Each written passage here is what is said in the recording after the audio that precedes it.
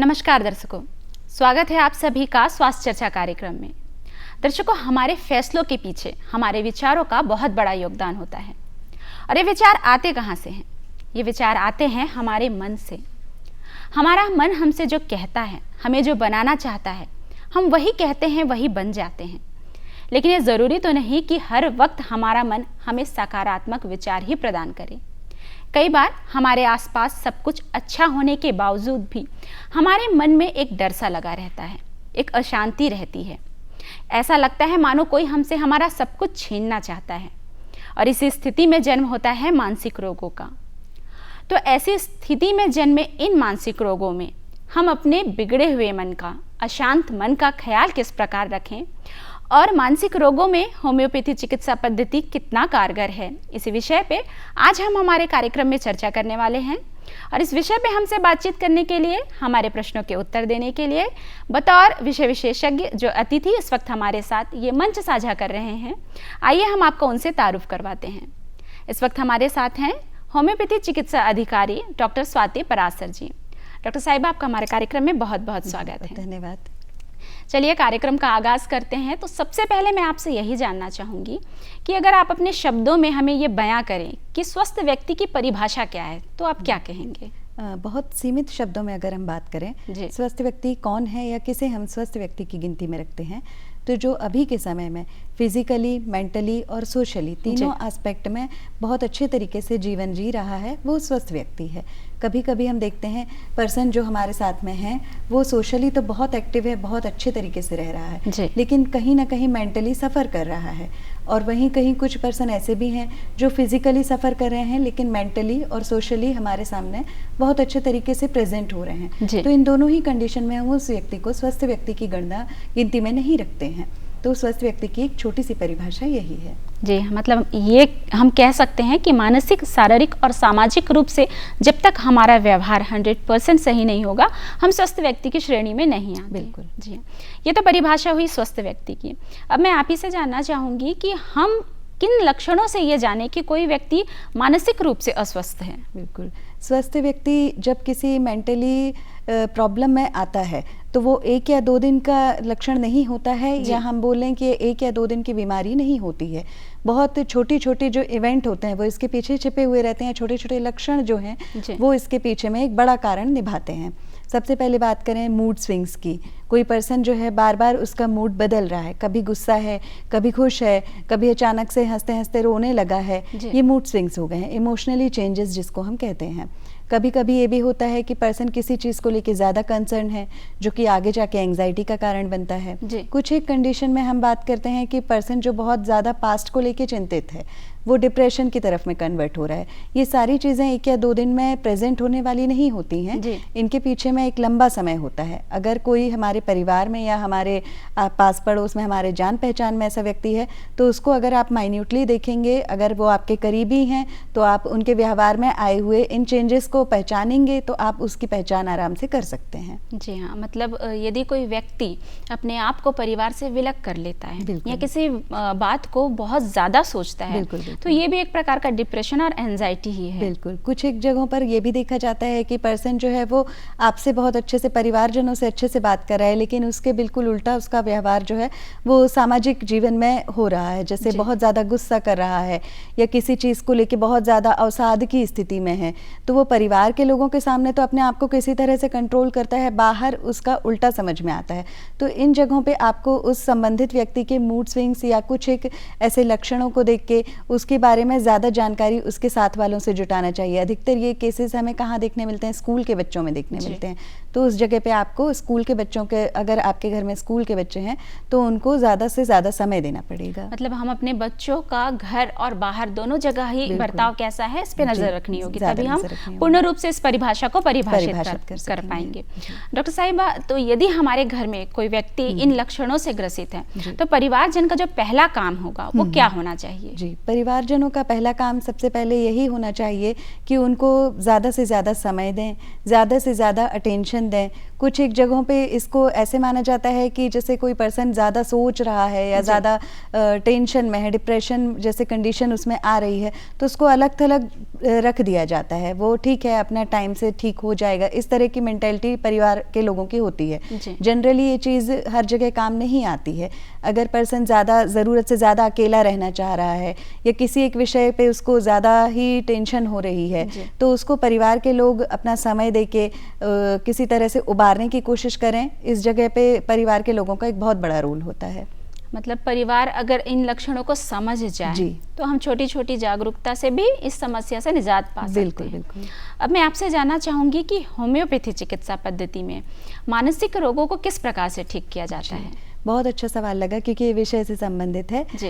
अगर हम बात करें होम्योपैथी में मानसिक रोगों की क्या जगह है या मानसिक रोगों के लिए दवाइयाँ किस तरह से उपलब्ध हैं, तो जो होम्योपैथी के पायोनियर हैं डॉक्टर कैंट साहब, उनमें से उनका एक कथन है कि मेंटल अगर पर्सन फिट है तो ही वो फिजिकली भी फिट रह सकता है। कुछ एक जगहों पर आपने देखा होगा फिजिकली अनफिट व्यक्ति भी बहुत अच्छे ढंग से अपने आप को मेंटली और सोशली तरीके से संभाल के रखता है। किसी भी बीमारी की उत्पत्ति क्योंकि हमारे दिमाग से ही होती है।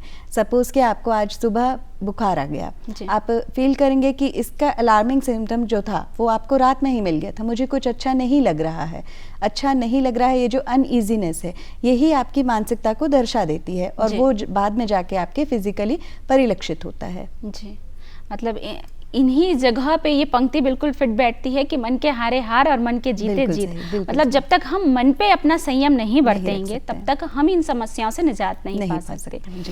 डॉक्टर साहिबा, एक व्यक्ति का बेहतर दिनचर्या कैसा होना चाहिए? व्यक्ति का बेहतर दिनचर्या, जैसे कि पहले भी हम लोगों ने बात की थी, सुबह अगर वो समय से उठे, रात में जल्दी सो जाए, इसके अलावा बीच का जो सारा समय है वो सुनियोजित तरीके से अपनी जो दैनिक कार्य शैली है उसको व्यवस्थित रखे, तो एंग्जाइटी जैसी चीज़ कहीं डेवलप हो ही नहीं पाती है।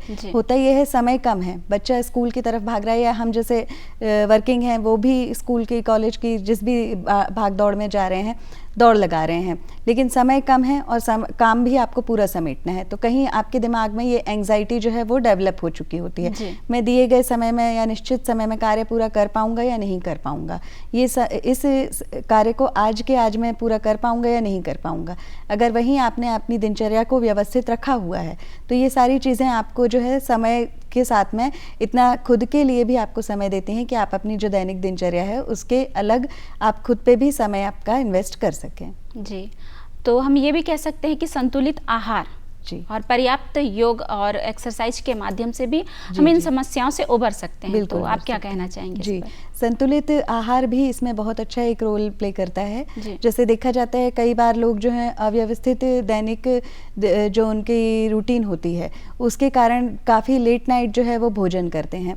सुबह वो लेट नाइट भोजन जो है उनको डाइजेस्ट करने में भी दिक्कत आती है, उस वजह से उनकी सुबह भी लेट होती है। ये कहीं ना कहीं आपको एक अनियमित जो आपकी दिनचर्या है उस तरफ लेके जाता है, और ये अनियमित दिनचर्या आपकी अगर 1-2 दिन की है तब नहीं, कम से कम 15-20 दिन, 1 महीना अगर आपने इस अनियमित दिनचर्या को फॉलो किया तो आपकी डेली रूटीन जैसे बन जाती है, और ये डेली रूटीन किसी भी तरीके से आपके लिए फेवरेबल नहीं है, तो ये आपको एक तरह से नियोजित करना ज़रूरी हो जाता है। जी, अब मैं आपसे जानना चाहूँगी जो टेक्नोलॉजी है वो एक तरफ से हमें विकास की ओर ले जा रहा है तो कहीं हमारे लिए अभिशाप की तरह भी है। खासकर मैं बच्चों के लिए बात करना चाहूँगी। अत्यधिक इंटरनेट और मोबाइल का इस्तेमाल भी कहीं ना कहीं तनाव को पैदा करता है, तो इस संबंध में आप हमारे बच्चों से क्या कहना चाहेंगे? बिल्कुल, बच्चों को इस बारे में, बच्चों को तो इस बारे में हमें जागरूक करना ही है। इससे ज़्यादा बड़ा कदम हमें ये उठाना है कि परिवारजन जो हैं उनको भी इस बारे में हम लोग जागरूक करें। जैसे बच्चों के माता पिता हैं उनको इस बारे में हम लोग बता सकते हैं कि आपको मोबाइल का यूज़ बच्चे को ना करने दें, ऐसा तो अभी के समय में पॉसिबल नहीं है। उसके लिए एक निश्चित समय आप फिक्स करके दीजिए कि आपको आधा घंटा, 1 घंटा या जो भी उसका ऑनलाइन क्लासेस का टाइम है उसके वक्त पर आप उसके हाथ में मोबाइल दे दीजिए।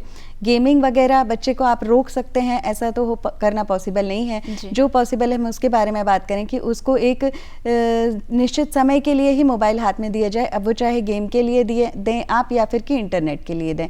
दूसरी चीज़ आपको इस बारे में भी ध्यान रखना पड़ेगा, इंटरनेट अगर आपका बच्चा यूज़ कर रहा है तो वो किस साइट पे ज़्यादा जा रहा है, किस तरह के गेम ज़्यादा खेल रहा है। कई बार ये उद्विग्नता को भी उत्पन्न कर देते हैं। अभी के समय में कुछ एक गेम ऐसे आते हैं जिनको कहना चाहिए ये दिमागी तौर पे काफ़ी ज़्यादा आवेशित कर देते हैं, और ये आवेश जो है बच्चों में देखा जा रहा है। अभी मेट्रो सिटीज़ में अधिकतर ऐसे केस देखे जाते हैं, छोटा बच्चा जो है उसने काफ़ी बड़े क्राइम को जन्म दिया या काफ़ी बड़े क्राइम को उसने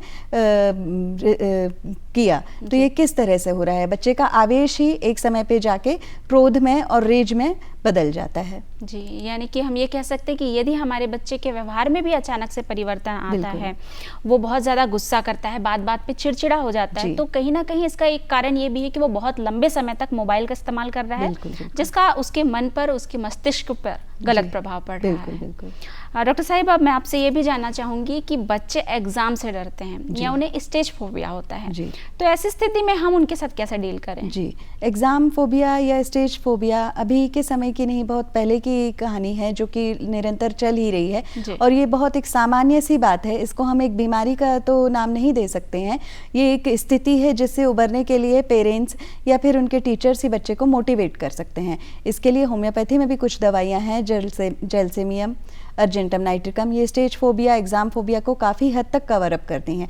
पर इसके अलावा अगर आप बच्चे को मोटिवेट करते हैं, बच्चे को उस वास्तु स्थिति से परिचय कराते हैं, तो मुझे नहीं लगता है कि बच्चों को किसी तरह का स्टेज फोबिया या एग्जाम फोबिया फेस करना पड़ेगा। जी, वहीं अगर हम युवाओं की बात करते हैं तो वो किसी भी प्रकार के कॉम्पिटिटिव एग्जाम में जब सफल नहीं हो पाते तो उनके मन में सबसे पहला विचार आता है आत्महत्या का। तो ये जो भयावह विचार है, ये मन में क्यों आता है, और यदि इस प्रकार के विचार से हम गुजर रहे हैं तो उस पर कंट्रोल किस प्रकार से किया जाए? बिल्कुल, जैसे मैंने पहले भी कहा कि डिप्रेशन अपने आप में 1 या 2 दिन की बीमारी नहीं है, इसके पीछे बहुत सारे इवेंट जो हैं वो काम करते हैं।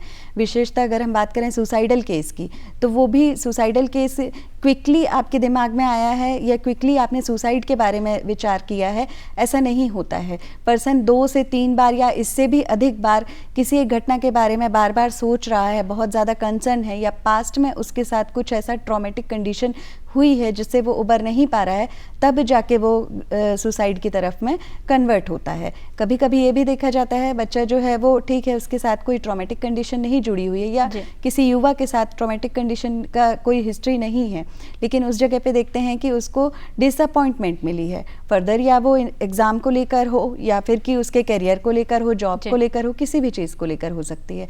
तो इस जगह पे परिवारजन को या फिर उसके निकटतम संबंधी को या उसके दोस्तों को ये चाहिए कि जिस व्यक्ति में इस तरह के विचार आपको देखने को मिल रहे हैं, कोई सुसाइड करने वाला व्यक्ति कभी नहीं बोलेगा कि मेरे मन में ऐसे विचार आते हैं, पर आपको उसके व्यवहार में ये चीज़ें दिखने लगती हैं कि वो थोड़ा सा सामाजिक सर्कल जो है, उसका दायरा जो है वो सीमित कर लेता है, दोस्तों के साथ भी खुलकर बैठकर बात नहीं कर पा रहा है, परिवार के लोगों के साथ भी अपने आप को साझा नहीं कर पा रहा है। उस जगह में आप उसके इस व्यवहार को अगर समझ गए तो आप उसको गलत रास्ते पर जाने से रोक सकते हैं। जी, तो ऐसी परिस्थितियों में काउंसलिंग कितना काम करती है? जी, ऐसी परिस्थितियों में काउंसलिंग ही एक मेन जो की है उसका रोल प्ले करती है, क्योंकि बात करें परिवार के द्वारा समझाने की या फिर कि दोस्तों के द्वारा समझाने की, तो क्योंकि बात ऐसे होती है कि व्यक्ति जो इससे सफ़र कर रहा है वो इन सब की सीख और समझ को बहुत बार ही सुन चुका होता है। जब ऐसी कंडीशन में व्यक्ति हमारे पास आता है तो हम उसको काउंसलिंग के द्वारा जीवन के नए तरीके को आप किस तरह से जी सकते हो या किस तरह से आपके जीवन की नई शुरुआत हो सकती है, इस तरह के नए एस्पेक्ट समझाते हैं, तो वो थोड़ा इस बारे में जागरूक होता है। लेकिन इसके बारे में फिर भी मैं कहना चाहूँगी कि उनके परिवार और दोस्त हैं जो मेन उसको इस कंडीशन में जाने से रोक सकते हैं, क्योंकि कभी कोई व्यक्ति या कोई पेशेंट हमारे पास आता है, वो टाइम बीइंग ही आता है, 15-20 मिनट, बहुत ज़्यादा हुआ तो 1 घंटे 2 घंटे का सेशन, लेकिन इसके अलावा वो बहुत से ज़्यादा समय बिताता है अपने दोस्तों के साथ, अपने परिवार वालों के साथ। तो उनकी ये मुख्य जिम्मेदारी बन जाती है कि वो ऐसे व्यक्ति को अपने विश्वास में लें, ऐसे व्यक्तियों की जो अनुभूति हैं, जो उनकी भावनाएं हैं, उनको समझें और उसको किसी तरह से सिंपैथी दें। जी, मानसिक रोगों की जब हम बात कर रहे हैं तो उससे बड़ा एक और रोग है, मुझे ऐसा लगता है, ये मेरा दृष्टिकोण है कि जब हम इन प्रकार की समस्याओं से ग्रसित होते हैं, अनुभव करते हैं, तो हमारा सबसे पहला काम हो जाता है कि हम ये किसी को भी नहीं बताते। हमें ये डर होता है कि लोग हमें पागल कहेंगे। तो इस धारणा के लिए आप क्या कहना चाहेंगे? ये बहुत अच्छा सवाल है मैडम आपका, क्योंकि ये आज भी हमारे देश में ही बात करें तो एक टैबू के रूप में है, मतलब लोग इसके बारे में खुल के बात नहीं करना चाहते हैं। जो आपने बताया कि एक पागलपन पागलपन का लक्षण समझते हैं। बिल्कुल सही आपकी सोच है कि लोग इसको पागलपन का लक्षण समझते हैं। जनरली ये पागलपन नहीं है, ये एक तरह की मानसिक स्थिति है जिसको कि आप अगर आपकी मैंने पहले बताया डेली रूटीन आप मेंटेन कर लो या उन समसामयिक स्थितियों को परिवर्तित कर लो तो आपके मानसिकता पे असर पड़ने लगता है, आप सकारात्मक सोचने लगते हैं। लेकिन क्योंकि लोगों ने इसको पागलपन से जोड़ दिया है, या जो एक जनरली हम कह सकते हैं भ्रांति बनी हुई है, ये एक तरह की भ्रांति ही है, अगर इसको हम लोग किसी तरह से परिवर्तित कर सकें तो बहुत सारे लोग जो हैं वो अवसाद की स्थिति में जाने से बच सकते हैं। लोग आपके दिमाग में किसी तरह के नेगेटिव थॉट आ रहे हैं, आप नकारात्मक विचार रख रहे हैं, आप साझा करने से कब डरते हैं? जब आपको पता होता है कि सामने वाला उस व्यक्ति को नहीं समझ पाएगा, तब हम उस बात को शेयर करने से डरते हैं। वहीं अगर आप किसी के अंदर में इतना विश्वास जगा सकते हैं कि आपको मैं समझ रहा हूँ या मेरे से आप अपनी बात शेयर कर सकते हैं, तो आपको अपनी पूरी कहानी खोल के बता सकता है। और उस स्थिति में आपका ये दायित्व बनता है कि उसकी मानसिक अवस्था को समझें, उसकी भावनाओं को समझें, उसके इमोशंस को समझें और उसको सिंपैथी दें। साथ ही साथ उसको ये विश्वास दिलाएं कि ये जीवन का अंत नहीं है, कोई भी बीमारी इतनी बड़ी नहीं है या कोई भी स्थिति इतनी बड़ी नहीं है कि वो जीवन को ही ले ले। जी जी जी। अब मैं आपसे हम महिलाओं के विषय में भी जानना चाहूँगी। हम महिलाएं निरंतर अपनी घर की जिम्मेदारियों को निभाती रहती हैं। एक समय के बाद ऐसा लगने लगता है कि हम घर की रानी नहीं नौकरानी बन गई हैं। ये भी एक कारण बन जाता है मानसिक रोग का। तो हम महिलाएं घर की जिम्मेदारियों को निभाते हुए भी स्वयं का ख्याल किस प्रकार रखें कि हम इस प्रकार के तनाव से दूर रहें? बिल्कुल, एक वर्किंग वुमन हो या हाउसवाइफ हो, उसके जीवन में ये एक क्षण आता ही है कि उसको एक स्थिति पे लगने लगता है कि घर में वो सिर्फ काम करने के लिए ही है। वो किसी भी व्यक्ति या किसी भी स्त्री के साथ में ये एक सामान्य सी बात हो जाती है। उस जगह पे हम बस यही कर सकते हैं कि अपने आप को उस नकारात्मकता से दूर करने के लिए हमारी पसंदीदा चीज़ें जो हैं वो करने लगें। खुद को समय दें। बेसिकली मेरा कहना इस बारे में ये है कि खुद को समय दें। अब वो चाहे आप अपनी हॉबीज़ को पूरा करते हुए दें, कुछ अच्छा पढ़ते हुए दें, या फिर कुछ सामाजिक कार्यों को करते हुए दें। जैसे हाउसवाइफ हैं, मैं समझती हूँ कि वो एक होम मेकर हैं, वो घर को बनाती हैं। फिर इसके बाद में जो समय उनका बचा हुआ होता है वो या तो पुरानी जो स्थितियां हैं उनके बारे में विचार करती हैं या आगामी स्थिति को लेके, बच्चों के भविष्य को लेके चिंतित रहती हैं। ये भी कहीं ना कहीं ये खाली समय उनके लिए दुखदाई हो सकता है या पीड़ाजनक हो सकता है। इसके बदले अगर वो उस समय का इस तरह से यूटिलाइज करें कि जो आसपास के बच्चे हैं उनको पढ़ाएं या सामाजिक अन्य कार्य करें जहाँ पे वो योगदान दे सकती हैं, या खुद को ही समय दें, कुछ अच्छा पढ़ें या कुछ अपनी पसंद की चीज़ें करें, तो इस बचे हुए समय में वो अपना व्यक्तित्व भी निखार सकती हैं, साथ ही साथ सामाजिक योगदान भी दे सकती हैं और इस प्रकार के आने वाले विचारों से भी बच सकती हैं। बिल्कुल, वो हमारी तो इस स्थिति में यदि कोई महिला चाहे कि होम्योपैथी के माध्यम से वो अपना चिकित्सा करवाना चाहे तो ये संभव है? बिल्कुल मैम, ये होम्योपैथी में इसके लिए भी काफ़ी अच्छी दवाइयाँ हैं, लेकिन मैं पहले भी वही बात बोल रही थी, अभी भी बोलूँगी कि दवाइयों की तरफ तो हम लोग बाद में जाएंगे। जो इस तरह की स्थितियां हैं उनको पहले हम अपनी दिनचर्या या अपना व्यवहार इसको ही एक तरह से नियोजित कर लें तो बहुत हद तक उबर सकते हैं। जी हाँ। अब एक और महत्वपूर्ण प्रश्न पे मैं आपसे आपका उत्तर चाहूँगी कि हम परिवारजन एक दूसरे का सहयोग किस प्रकार से कर सकते हैं कि घर में कोई ऐसी स्थिति ही ना उत्पन्न हो कि हमें किसी से भी किसी भी प्रकार का तनाव मिले। तो एक दूसरे के प्रति हम परिवार वालों की क्या जिम्मेदारी होनी चाहिए? एक मेन बात जो मैं इसमें कहना चाहूँगी, हम परिवारजनों को एक दूसरे को समय देना जितना ज़्यादा ज़रूरी है उतना ही ज़्यादा ज़रूरी हमें एक दूसरे को समझना भी है। कई बार होता ऐसा है, आप सामने वाले की बात पूरी तरह से सुन रहे हैं लेकिन उससे सहमत नहीं होते हैं। उस जगह पे आपको अपनी असहमति अगर दिखानी भी है, दर्शित भी करनी है, तो उसको एक वेल मैनर्ड तरीके में करना चाहिए। होता ऐसा है कि हम लोग ऑफिस की या कहीं और की टेंशन में उसको काफ़ी तेज़ी से जवाब दे देते हैं, गुस्से में जवाब दे देते हैं। ये छोटा सा गुस्सा जो है, जो कहीं और का फ्रस्ट्रेशन हम बोल सकते हैं, आपने निकाला, वो अगले व्यक्ति के लिए भी हानिकारक है और आपके लिए तो है ही है। तो इस तरह से अगर हम लोग घर में शांति स्थापित करना चाहें तो हम अपने व्यवहार में छोटा सा एक परिवर्तन करके धैर्य का, पेशेंस का यूज़ करके टाल सकते हैं। जी, इस प्रकार से हम घर का माहौल शांत रख सकते हैं और जब घर का माहौल शांत होगा तो निश्चित तौर पे किसी भी प्रकार का कोई अवसाद उत्पन्न ही नहीं होगा।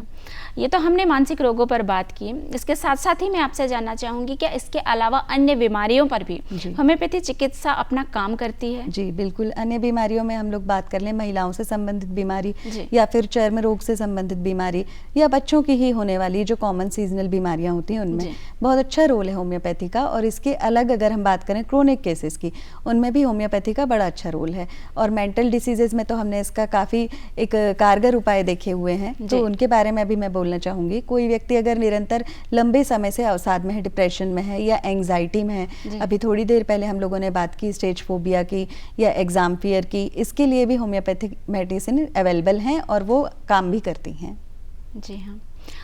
मैं आपसे अब ये भी जानना चाहूँगी कि इन दिनों पे जी आई फ्लू ये जो समस्या है वो विकराल रूप ले रही है, तो क्या इसके इलाज में भी होम्योपैथी हमारी मदद कर सकती है? जी, हम बात करें अगर आई फ्लू की या कंजक्टिवाइटिस जिसको हम वैज्ञानिक नाम से जानेंगे, तो उसके लिए हमारे पास बहुत अच्छी मेडिसिन है, यूफ्रेशिया है, इसके अलावा सल्फर है। ये सारी दवाइयाँ क्योंकि सिम्टोमेटिकली ही ट्रीटमेंट करने के लिए यूज़ में लेते हैं हम लोग, तो इनका नाम से हम इनको लेंगे ऐसा ज़रूरी नहीं। आप किसी कंसल्टेंट से, किसी फिजिशियन से जाके अपने आप को चेक करवाएं, तो वो आपके सिम्टम्स देखते हुए आपको सूटेबल मेडिसिन प्रिस्क्राइब करेंगे। इसके अलावा हम लोग अगर जिस तरह की अभी वर्तमान स्थिति में जी रहे हैं, बहुत ज़्यादा कंप्यूटर स्क्रीन को देख रहे हैं या बहुत ज़्यादा डस्ट में या एलर्जिक एनवायरनमेंट में हैं, अगर हम इनको थोड़ा सा मॉडिफाइड कर दें, कहीं बाहर जाने के समय में आँखों का विशेष ध्यान रखें, जो हम नेट का या कंप्यूटर स्क्रीन का ज़्यादा यूज़ करते हैं उस दौरान हम उसको एक टाइम बीइंग एक लिमिट में बांध दें,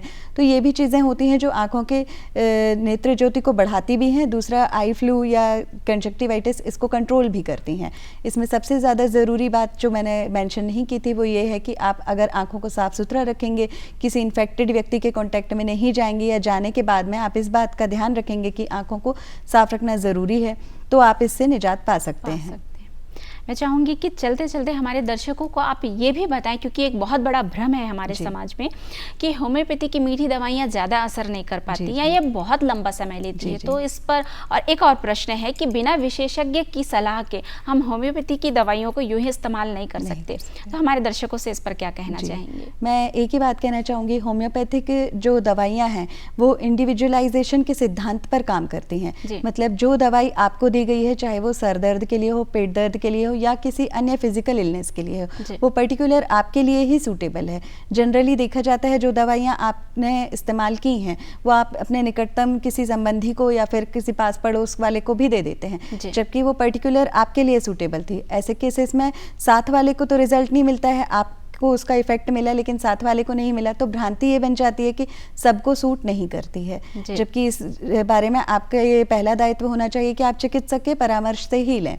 दूसरी चीज़ कि ये मीठी गोलियां क्या असर करेंगी, तो मीठी गोलियां इतनी पावरफुल होती हैं कि अभी जो हमने बात की कंजक्टिवाइटिस की, इसके पहले कोविड डिसीजेज आई हैं और भी कई सारे क्रोनिक केसेस हैं, उनमें ये दवाइयाँ काफ़ी अच्छा कारगर उपाय साबित हुई हैं, लेकिन इनका वही एक पहली शर्त ये होती है आप किसी चिकित्सक के परामर्श से ही लेना है। चलिए, बहुत अच्छा लगा आपसे इस विषय पे बातचीत करके। समय का अभाव है, मैं चाहूँगी कि आप हमारे दर्शकों से चलते चलते कुछ संदेश कहना चाहें तो कह सकते हैं।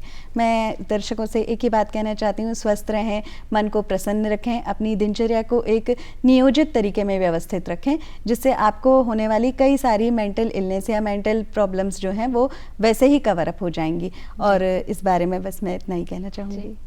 डॉक्टर साहिबा, हमारे स्टूडियो में आने के लिए, इस महत्वपूर्ण विषय पे हमसे बातचीत करने के लिए आपका बहुत बहुत धन्यवाद। धन्यवाद।